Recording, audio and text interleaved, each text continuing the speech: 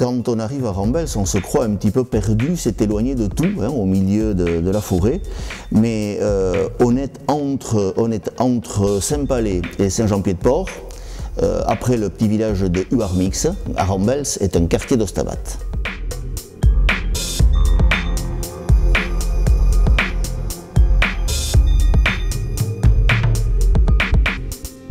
Le nom d'Arambels, c'est simplement un nom impressionniste de la part des gens qui arrivaient ici en regardant tout le secteur depuis la petite chapelle de Soyars qui était dessus. Et quand on arrive là, on voit d'abord un premier choc avec les Pyrénées qu'il va falloir franchir, et qui impressionne les gens, mais pour y accéder, il faut traverser toute la vallée qui est couverte d'arbres, donc une vallée très sombre, qui est impressionnante, avec un risque des coquillards qui dévalisaient les passants. Hein, et voilà, donc cette vallée très très sombre, qui était un petit peu inquiétante, a donné son nom au quartier. La vallée en basque se dit Arana, le noir se dit Belsa, la vallée noire, Arana Belsa, Arambels. Voilà, c'est tout à fait le nom impressionniste des premiers visiteurs impressionnés par l'importance envoûtante un petit peu de cette vallée encaissée.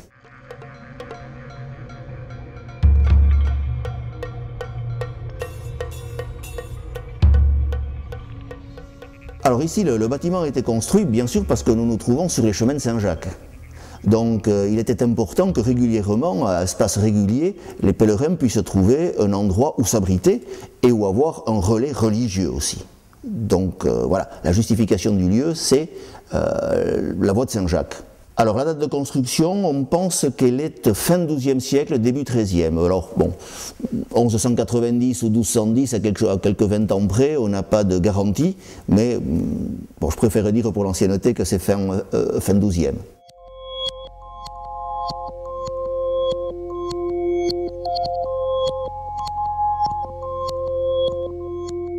Depuis des siècles et des siècles, disons que ce lieu appartient aux gens qui étaient propriétaires des terrains, des agriculteurs qui étaient propriétaires des terrains qui sont tout autour ici. Et on a des témoignages à plus de 1000 ans. Et ils sont donc propriétaires ici sans titre, mais par la force de l'habitude, c'est par leur habitation pendant plusieurs siècles. Mais à la Révolution, on leur a confisqué la partie religieuse, comme de cette église et les cimetières, etc. On leur a confisqué pour les mettre à la vente, mais ici s'est passé une chose rare, c'est que les gens ont pu racheter à l'État leurs propres biens, et là par acte notarié. Donc en 1795, les 4 maisons restantes rachètent de façon indivise à l'État tout le secteur religieux. C'est donc une propriété privée en indivision des 4 maisons qui sont autour. Les 4 propriétaires, donc depuis la Révolution, ne portent plus le nom de Donat qui était avant, mais disons qu'ils sont les héritiers des Donats qui, pendant 8 siècles, ont reçu les pèlerins ici sur place.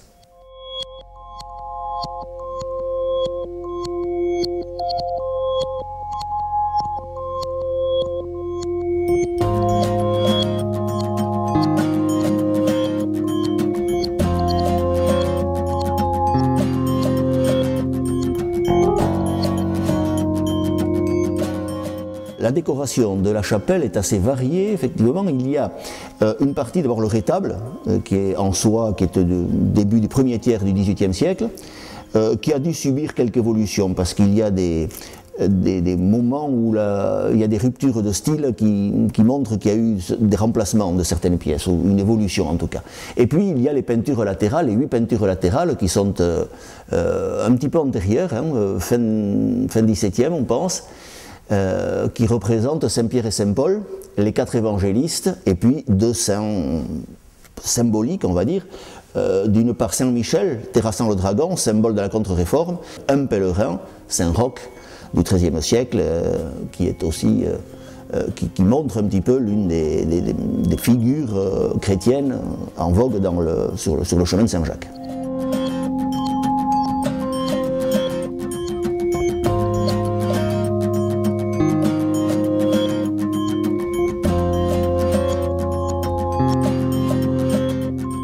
Fait un petit peu marquant, c'est que vous savez peut-être que l'UNESCO a classé certains tronçons de la voie de Saint-Jacques au titre fondation de la vieille Europe, on va dire, mais a classé certains morceaux au titre des autres, représentant l'ensemble des chemins de Saint-Jacques.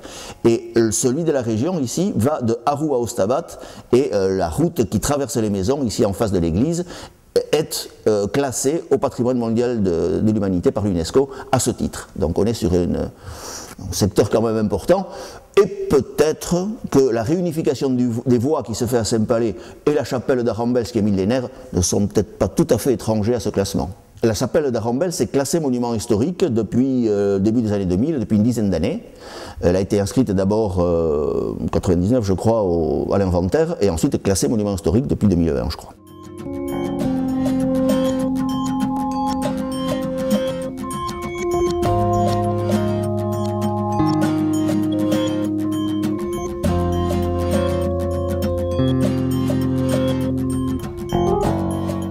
L'état de la chapelle il y a 3 ans était assez catastrophique. D'une part, les murs finissaient par devenir concaves et étaient prêts à s'effondrer dans certains moments. Les infiltrations d'eau, à cause de l'état du toit, avaient complètement brouillé toute la voûte et toute la lecture qu'on peut avoir des fresques. Et sur la partie basse, les peintures avaient été protégées par un vernis qui a viré au noir au cours des siècles et qui empêchait toute lecture. Donc c'était un état assez catastrophique, oui.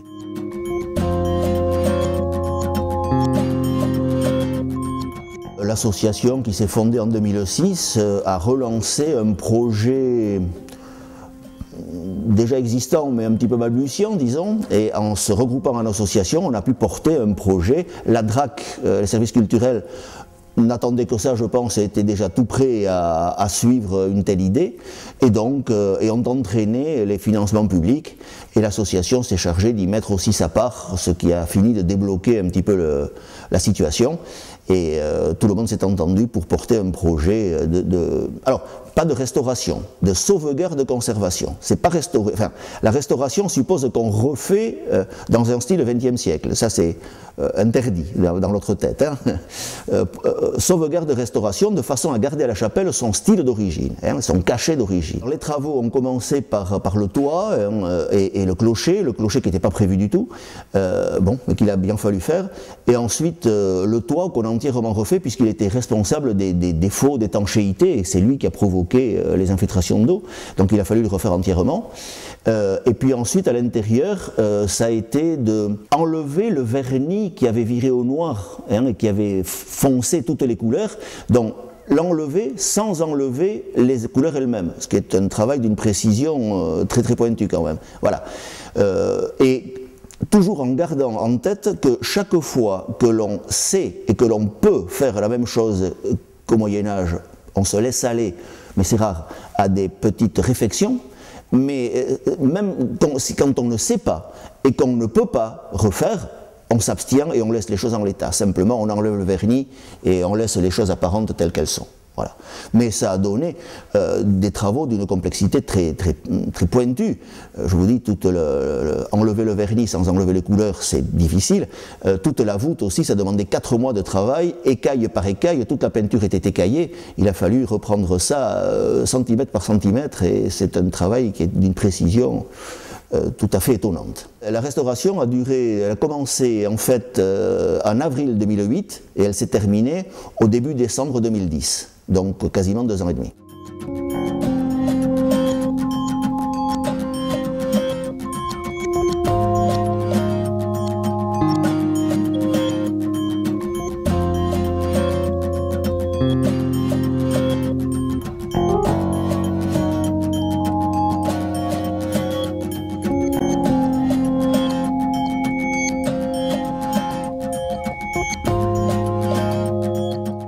À l'heure actuelle, plusieurs éléments. La fin des travaux a donné lieu à une médiatisation, on va dire, qui a donné un coup de phare assez considérable à la chapelle. Il y avait avant, allez, on va dire un groupe par trimestre. Il y a aujourd'hui 4 ou 5 groupes organisés qui viennent visiter la chapelle par semaine. Donc, c'est vous dire l'amplitude. Et aussi des gens individuellement qui passent comme ça. Il y en avait à peu près une quarantaine avant, il y en a plus de 400 par semaine aujourd'hui. On estime qu'en 6 mois depuis les travaux, on a déjà vu passer ici 10 000 personnes. ce qui est quand même considérable.